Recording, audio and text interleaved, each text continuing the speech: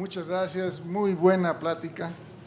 Yo quisiera ponerles una pregunta, dejarles una pregunta. ¿Vale la pena todo esto que hicieron estos señores de Operación Berlín y demás por 75.5 billones de pesos que nos robaron a los trabajadores de 1975 al 2018? Billones, dije, de los cuales el más rico de los hombres de México solamente tiene 1.5. Nada más. Gracias. ¿La compañera? Si hay alguien más, váyase acercando. ¿Son 3 preguntas o 3 personas? 3 personas. Tú toma, tú interven. Una pregunta, una opinión y una crítica por persona a fuerza. No, no es cierto. Okay. Y un bueno, piropo. antes que nada, felicidades a los 3 por su trabajo. Y para ser concreta, la primera me gustaría que Fabricio, si me puede contestar, ¿cuál es su opinión o su sentimiento de la detención de Julian Assange en la embajada de Ecuador en Londres, que es considerado territorio ecuatoriano y fue vulnerado, y bueno, sus derechos humanos, y es probable que se extradite a Estados Unidos y que pase algo muy terrible? Me gustaría que... Ajá. Lo que propongo es que haya 3 preguntas y después las respondemos. O a 3 personas intervengan. Faltan 2. Bueno, venga. Bueno. Ok, de Julian Assange. Y la segunda, para quien quiera contestar lo de los 3, si ustedes no creen que al presidente Andrés Manuel le falta un poquito de ser más contundente en cuanto al tema de Venezuela, en el sentido de que pues es una guerra, un linchamiento mediático internacional, atacando un día sí y otro también, no nomás al presidente, ¿no? Si es Hugo Chávez, Maduro, quien sea, sino a un pueblo y la soberanía. Y no sé si le falta, con todo respeto, como más huevos para contestar, porque él es un hombre de izquierda, y así como fue muy unido hace no muchos años, que se hizo un bloque muy bonito en Sudamérica con Chávez, Néstor Kirchner, Evo Morales, Lula, Tabaré Vázquez, y no sé quién me falta más, Fidel Castro. No sé si a Andrés Manuel le falta más como fuerza para defender al pueblo venezolano de los ataques. Y ya por último, ¿qué piensan ustedes? Bueno, yo como mexicana he percibido en las últimas semanas una especie de guerra mediática contra Andrés Manuel, como para tratar de desestabilizar, descarrilar, hacer que fracase su gobierno. Le dan por todos lados, desde el día 1, y cuando lo del huachicol, que por culpa del peje no hay gasolina, y el desabasto, ya pasamos Venezuela, y luego cuando la explosión, ya ven lo que pasó, los muertos. Y entonces, si me entiendes, cualquier cosa es atacarlo a él.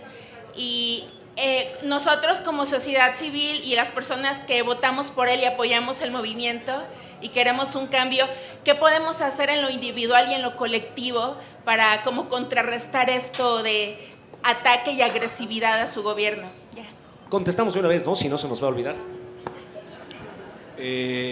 ¿Cuál era la primera? Assange.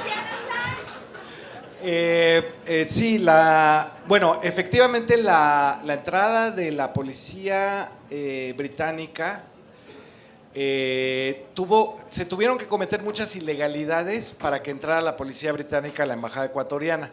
Primera ilegalidad fue recordar que había faltado a una audiencia en el 2011, o sea, sacaron eso y dijeron, pero entonces eso facilita la orden de aprehensión. Después, Ecuador le suspende la nacionalidad, cosa que yo, que soy un ocioso, y como decía Humberto, nos dedicamos a despedazar las cosas. Sí me puse a ver la Constitución ecuatoriana y no hay causal o sea, no existe suspender.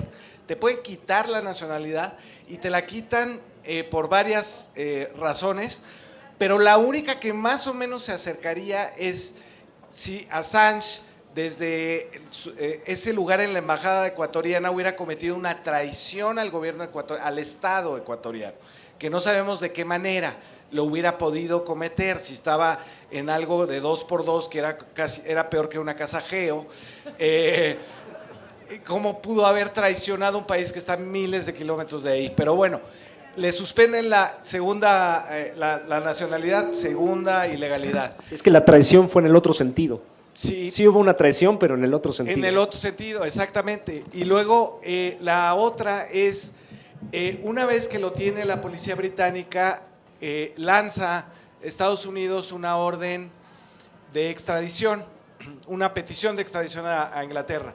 En la petición de extradición dice que el delito por el que se perseguiría a Assange es haber ayudado a Chelsea Manning, aquel, ¿se acuerdan?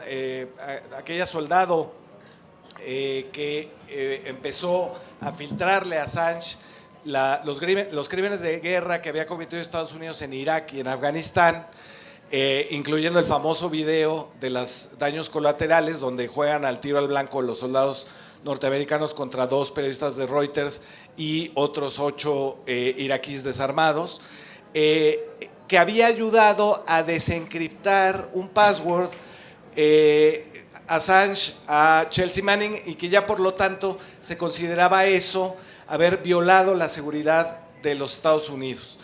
Pues está también muy endeble, digamos, la petición de extradición, con base en que le ayudó por teléfono a desencriptar un password que yo hubiera pensado que Chelsea Manning tenía desde el principio, pero bueno, así hacen las cosas los de la inteligencia. Y por supuesto lo más importante es que se violente el derecho de las audiencias. Es decir, se violenta mi derecho, tu derecho, el derecho de todos a saber lo que hace no solamente el gobierno de los Estados Unidos en lo oscurito, que nos espía por los celulares, que espía al gobierno de Francia, al gobierno de Alemania, todo esto de los 10 millones de documentos que hizo públicos Assange en estos años desde que creó Wikileaks. Todo eso a lo que tenemos derecho, como audiencia, como público, tenemos derecho a la información, y lo que hacía Assange y muchos otros en el mundo es ser los habilitadores de que tengamos esa información disponible en la red. Y creo que es muy, muy grave lo que nos hicieron a todos con la detención de Assange. Venezuela, Humberto. Bueno, nomás quiero referirme a lo del huachicol. Yo creo que hubo una gran disciplina de la sociedad mexicana ante la escasez que se presentó de combustible. Todos hicimos colas en las gasolineras. Los incidentes violentos son mínimos, insignificantes. Creo que como sociedad dimos una buena lección de disciplina, de buen comportamiento y de solidaridad. Entonces, los que le querían sonar a López Obrador por eso, perdieron esa pelea, y la perdieron feo. Y lo de Venezuela, me parece que el gobierno mexicano tiene en sus manos todavía algunas maneras de ayudar a Venezuela, pero también tiene una presión formidable de los gringos. Entonces, yo me imagino que eso está analizándose en el gobierno de López Obrador, porque tampoco, si ustedes observan, ha sido muy cuidadoso en su relación con este monstruo, ¿cómo se llama? Donald Trumpas, el Trumpas, sí, apodado el Trumpas. Ha sido muy cuidadoso. ¿Por qué? Porque no quiere tener una dificultad con él. Yo creo que está apostando a que Donald Trump no gane las próximas elecciones. Si no gana, creo que va a ser otro tipo de gobierno en Estados Unidos y otra actitud del gobierno mexicano. Eso espero por lo menos. Yo querría anotar dos cosas sobre estos temas relacionados. Una es la mediocracia, no de mediocridad, sino de los medios, que a veces puede decir verdades y puede convencernos de cosas. Por ejemplo, le pegan muy bien a Donald Trump los comediantes estadounidenses, ¿no? Pero aguas, ¿no? Con lo de Assange se vio que su democracia tiene límites también, ¿no? En general, nadie defendió a Assange. Esos mismos liberales, ¿por qué? Porque también les expuso los trapitos sucios a los demócratas y no se lo perdonan, ¿no? Pero es nuestro derecho como audiencia, ¿no? Es el derecho a la información. Hizo un gran servicio, nos caiga bien o no, hizo un gran servicio a la verdad. Este tipo, ¿no? Oye, Hizo encarcelamiento. yo creo que hay que destacar que ninguno de los grandes periódicos gringos, ninguna de las grandes cadenas de televisión condenaron la entrega de Assange al gobierno Sí, británico. que son los mismos que Al se contrario, rasgan las dieron vestiduras. argumentos para condenarlo. Se rasgan las vestiduras de que Trump dice que la prensa es enemiga del pueblo, que es una de las pocas cosas que Trump tiene derecho a hacer, decir lo que piensa, ¿no? O sea, Yo creo que los presidentes de la República no tienen derechos, tienen atribuciones. es decir, No pueden ponerse al nivel de un ciudadano ni exigir los mismos derechos que nosotros. lo que me refiero sencillamente es que comparado con sus crímenes de encarcelar familias, separarlas, ese tipo de frases son francamente triviales. En cambio, encarcelar a Assange es un crimen contra la libertad de expresión real. No es un crimen contra la libertad de expresión cuestionar los privilegios gigantescos de un monopolio televisivo. Eso no es un derecho. O sea, tener un monopolio televisivo, por ejemplo, o mediático, no es un derecho. Yo no tengo uno, no sé ustedes. Yo no tengo un canal de televisión en donde yo pueda hablar. Si fuera un derecho, todos tendríamos que tener un canal de televisión. No lo es. Lo que es nuestro derecho, sí es nuestro derecho, es decir lo que opinamos sin que se nos arreste, por ejemplo, ¿no? No, y últimamente manipulan, creo, la concepción de libertad de expresión para decir todos tenemos derecho a ser grandes empresarios. No, eso ustedes ya lo son y además vulnerando nuestro derecho a un acceso igualitario a las ondas sonoras, a las, ¿no? Etcétera. Sobre el huachicol, yo querría decir una cosa, que los analistas políticos tendrían que ser un poco tratados como se tratan los científicos naturales entre sí a veces. Hacen predicciones, tienen derecho a equivocarse, como dice Humberto, a veces aciertas y a veces te equivocas, ¿no? Yo me he equivocado miles de veces en lo que digo tomando el café. Hoy se cumplen 20 años de la huelga de la UNAM. Yo, que era estudiante y era huelguista, el primer día de la huelga dije, esto no va a durar mucho, porque vi que los compañeros, vi pocas ganas en siempre me equivoco. Pero entonces hay que juzgar lo que pasa, ¿no? Yo reconozco que me equivoqué, meses después reconocí sobradamente que me había equivocado. Ninguno de los que dijo el huachicol, escasez de gasolina, muerte, destrucción, guerra civil, no hubo nada de eso y nadie dijo, no se equivocó, bueno, salieron mal las cuentas, ¿no? Hay que corroborar las predicciones, a ver si se cumplieron o no, incluso con buena fe, o sea, incluso, digamos, tienen derecho a hacer estas predicciones. Sí, perdón. Gracias, buenas. Les ruego seamos breves porque ya se nos va el tiempo. Perdón. Disculpen. Bueno, precisamente, yo no pongan su feria. Yo no quiero ser breve. Los felicito, es un foro muy interesante, pero se antojaba un poco más para como un diálogo, un debate más, un diálogo con el público, ¿verdad? Porque hay muchos puntos y muchas aristas que han tocado. Y pues yo quiero empezar, por ejemplo, con decirlo, tratando de hilar toda esta información, lo de Assange, quiero corregir un poco, ¿no? Lo de Julian Assange, pues sí creo que le debemos mucho en cuanto, yo creo que los mismos periodistas le deben mucho a Assange, pero ¿qué pasó con los medios en Estados Unidos? Cadenas como CNN, Fox, muchos mismos periodistas o figuras famosas que estuvieron pidiendo que se le declarara un terrorista, que se le declarara, que se le mandara un dron y lo mataran, que fueran por su familia, etcétera, ¿no? Yo no he escuchado ningún medio norteamericano que haya apoyado a Assange, pero sí vean todas las aristas que se provocan, ¿no? Por ejemplo, quiero corregir un poco lo que decías, Fabricio. Assange recibió la información del soldado Manning, ¿no?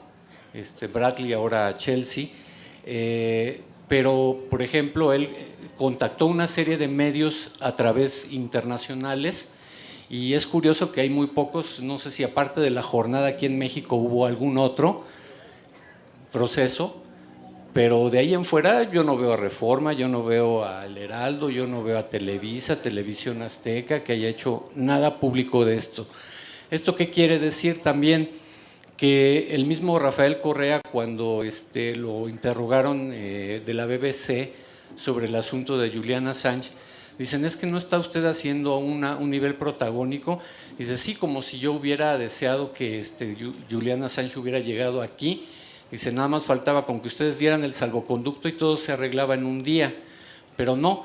Dice, además yo le pregunto, porque él es muy bueno para también cuestionar a los periodistas, y le dice, bueno, a ver, Bill, y dice, yo entiendo que Julian Assange le dio la información a los periódicos, que alguien se equivocó a la hora de meter el código y todo mundo, alguien lo publicó y ya todo el mundo podía entrar a la página de la información, porque Julian Assange quería que nada más se fueran restringiendo ciertas informaciones.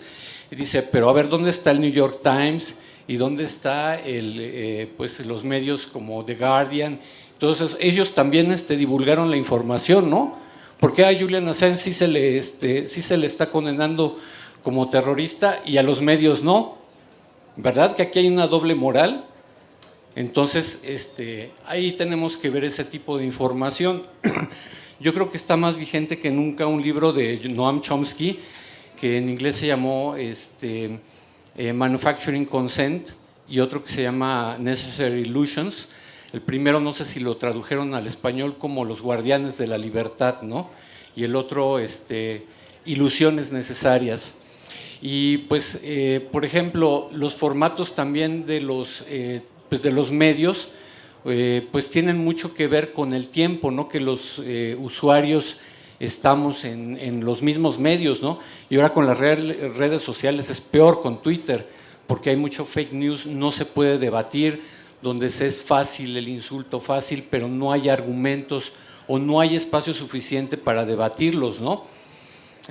Yo, por ejemplo, recientemente hablaron, bueno, retomando el punto sobre esto, hay cosas también, por ejemplo, que se decían, una ley de comunicaciones que hicieron en Ecuador muy interesante, era que, por ejemplo, los medios no tienen derecho a tener bancos, y creo que eso sería una arista importante que ver aquí, porque desde mi muy particular punto de vista, los medios privados, en mi muy particular punto de vista, o sea, ¿por qué dinero público tiene que dársele a medios privados?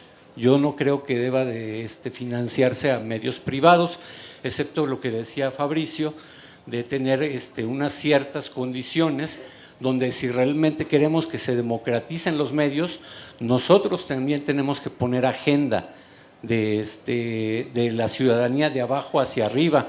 Si no, de otra manera, pues hay gente como Krause que pues nosotros, bueno, muchos ya sabíamos desde hace mucho tiempo, antes de que resultara esta Magdalena de Sevilla, de que hay que muy, o sea, ¿por qué en este momento, si en un momento dado la conciencia también pues le duele, pues seguramente, como decían aquí los compañeros, pues él está fue cómplice de un delito electoral y él debería de ser sujeto también a un juicio por ser un cómplice de un delito electoral, ¿no?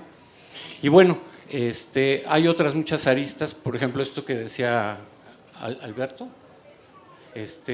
pues los medios deberían de ser, lo ideal es que deberían de ser un contrapeso a los poderes, ¿sí? Pero la realidad es otra.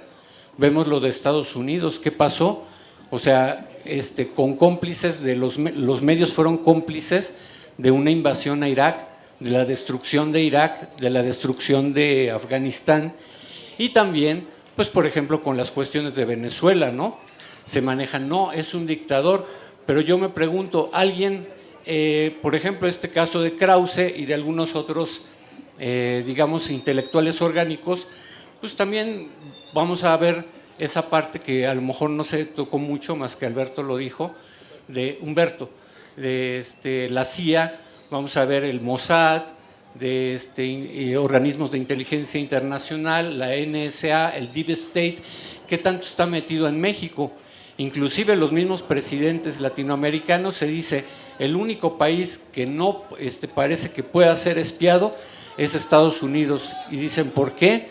Dice, sí, porque en México, porque en Estados Unidos es el único lugar donde no hay embajadas de Estados Unidos, ¿verdad? Entonces hay muchos organismos, inclusive también ONGs, que también habría que ver esa Vamos a darle la palabra a otros parte, ¿no? compañeros, si está de acuerdo. Gracias. ¿Qué tal? Buenas tardes. Yo quiero hacer una pregunta así muy breve. Vemos que hay opositores que dan risa prácticamente. Yo los llamo oposición de chocolate.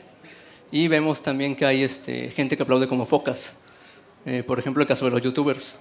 ¿Ustedes qué recomiendan a la prensa para cumplir un buen papel? Más allá de ser críticos, porque eso es obvio, ¿no?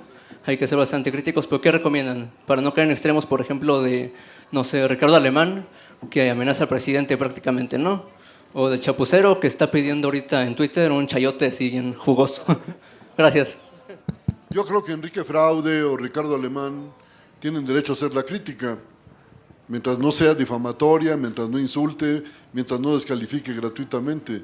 Yo creo que los argumentos siempre son bienvenidos. Ya dije incluso de ellos, de Enrique Fraude y de Ricardo Alemán. Entonces, yo sí defiendo el papel de la prensa crítica, perdón, pero que hay pistoleros de la prensa, pues también los hay. Y sabemos quiénes son. Ahí yo tengo una divergencia contigo. Yo creo que no tienen derecho a inventar noticias, ¿no? Que Rusia y no sé qué. Yo creo que eso sí, ¿no? Compañero. Buenas noches. Yo lo que estaba viendo, Si quiere, acomódese el... ¿sí? Yo lo que estaba viendo es que ahorita la gente está muy desesperada y todo lo que ha dicho López Obrador piensan que lo va a resolverlo luego. Yo digo que deberemos de tener un poco de paciencia porque es muy duro y muchos años lo que se ha sufrido y seguimos en la lucha. Ahora, otra de las cosas, yo diría que lo apoyáramos más en lugar de estarlo criticando. Y otra pregunta que tengo, hace mucho tiempo no le quitaban la pensión a nadie. Ahorita se las van a quitar ya a todos los chavos. Todos los grandes, pues ya sí alcanzan pensión, pero todos los chavos casi no van a alcanzar pensión. Yo diría que la pensión es para todos, porque todos los grandes nos vamos a, pues ahora sí que apoyar en ellos para que nos Perdón, mantengan. ¿quién les va a quitar la pensión? Supuestamente que a partir del 90 en adelante ya todos los chavos ya no van a tener pensión. Bueno, hay una edad límite, sí, para los jóvenes. Está bien, ¿no? No quiero... Por la reforma laboral. Por la reforma laboral. Bueno, si consiguen chamba, pues ya no necesitan esa ayuda del Estado. Otra de las cosas, dicen que a los 65 años se tiene que pensionar uno. Muchos lugares o partes de los 40 a los 45 años a nadie ya le quieren dar trabajo. Y pues le deberían dar trabajo hasta los 65 años que estipula la ley para que todos se puedan pensionar. Porque de otra forma, ¿quién se va a poder pensionar después de los 50? A mí me parece muy justo que al mismo tiempo se queje usted de las críticas y haya hecho las críticas más duras al sistema social imperante que cabe imaginar. Algo es verdad, ¿no? El empleo en general de las nuevas generaciones ha sido inestable, por lo tanto no está generando antigüedad, no está generando derechos. O sea, cuando mi generación tenga 70 años, ¿quién la va a mantener, no? O sea, porque no vamos a haber generado grandes cantidades de trabajadores de toda la vida, freelanceros, becarios, entre comillas, contratados eventuales. Bueno, y eso responde a la otra pregunta del compañero. ¿Cómo hacerle para tampoco ser, como dijo, aplaudidores como focas? No hay que perder la brújula moral de la solidaridad. Yo creo que a mí me molesta que la palabra intelectual orgánico se haya convertido en sinónimo de estos miserables, porque en Gramsci, como decía Fabricio, como explicó Fabricio al principio, ante todo significa lo contrario. El Che Guevara era un intelectual orgánico. Lenin, según Gramsci, era un intelectual orgánico. Y el propio Gramsci se describía a sí mismo como un intelectual orgánico, es decir, alguien que está cerca de su gente, que se mete en política, ¿no? Que no está por encima de la cosa. Creo que la palabra intelectual orgánico se empezó a usar en el sentido peyorativo en la época del desprestigio del comunismo, en los 80s y en los 90s, y decían, guácala, yo no quiero ser como Gramsci. porque solo la gente mala toma partido. Yo creo que no, yo creo que sí hay que tomar partido. Está perfectamente bien tomar partido con los trabajadores, etcétera. No necesariamente con el... O sea, bueno, si ustedes quieren con el gobierno, pues adelante. Yo digo que con los trabajadores ante todo, ¿no? Y con la población. Pero sí defiendo, pues, reivindico la palabra intelectual orgánico. Sé que ya perdí esta lucha porque ya todo el mundo entiende que son estos miserables, pero me gustaría que se retomara su... Le llegó una pregunta por carta a Humberto. Entonces... Bueno, pregunta a una persona del público, no sé quién. Nuestra opinión sobre los 2 artículos que publicó el periodista Ramos, Jorge Ramos, que escribe en Reforma.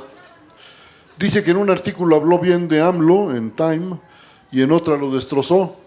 Bueno, un artículo efectivamente lo dedicó a mostrar cómo algunos de los datos de López Obrador o no eran correctos o por lo menos eran discutibles. Creo que esos serían los términos más apropiados. Y si ustedes leyeron el artículo que apareció ayer o hoy, ya no me acuerdo de él, hace un elogio de López Obrador. Entonces, yo creo que el papel de los periodistas es ese, es hacer preguntas y buscar las respuestas correctas y verdaderas, no lo que buenamente se le ocurra a ningún político. Y me parece triste tener que decirlo, pero yo voté por López Obrador, pero no voté porque se despida masivamente a empleados públicos, porque se cierren de hecho las guarderías para muchos padres y madres de familia. Yo no voté por eso, entonces tengo todo el derecho de criticarlo. El compañero, por favor. Buenas noches. Miren, yo tengo un punto de vista un poquito diferente al del compañero Fabricio. Cuando tú comentaste que, bueno, a estos comentarios no hay que hacerles caso, no hay que leerlos y como que hay que decir, pues, no valen la pena. Pero a mí me preocupa una situación ante tanta información y complejidad que tiene esa información. No todos tenemos las herramientas y ese tipo de vacíos que van quedando, pues van haciendo que se fortalezca esa visión pues del régimen que no se quiere ir. Y uno tiene que entender eso, que ellos tienen intereses tan profundos que no lo van a soltar nada más así porque sí. Entonces yo creo que un papel del intelectual orgánico de izquierda es precisamente desenmascarar a esta gente. Cuando tú decías, bueno, ¿cómo vemos las cifras de mortalidad por el crimen organizado? Y diferenciar una tendencia de cifras absolutas. Bueno, eso es papel de un intelectual orgánico que no debe de dejar espacio, sino al contrario, decirnos a la población, mira, esto es lo que está sucediendo. Así se deben de... Es una manera de interpretar datos, información, y lo otro lo está haciendo de manera tendenciosa. Entonces, yo creo que eso es mi planteamiento. El papel del intelectual orgánico de izquierda no sería también desenmascarar a gente como Krause, que siendo ingeniero de repente se convierte en el historiador oficial e incluso hace refuncionalizar toda la interpretación de la historia. Esa sería mi pregunta. Que no queden hoy vacíos, y ese es un papel fundamental del intelectual orgánico de izquierda. Gracias. Sí, coincido plenamente con usted, señor. Nada más rápidamente, una manera, digamos, de hacerlo fue como lo hicieron varios, ¿no? Gibran y Alberto Puente, cuando se empezó a hablar de la parte jurídica de un memorándum, que yo pensaba en eso, yo decía, pues mis post-its que pongo en el refrigerador pues no están justificados tampoco jurídicamente, a lo mejor no son válidos. Pero no gobiernas. Pero no gobierno.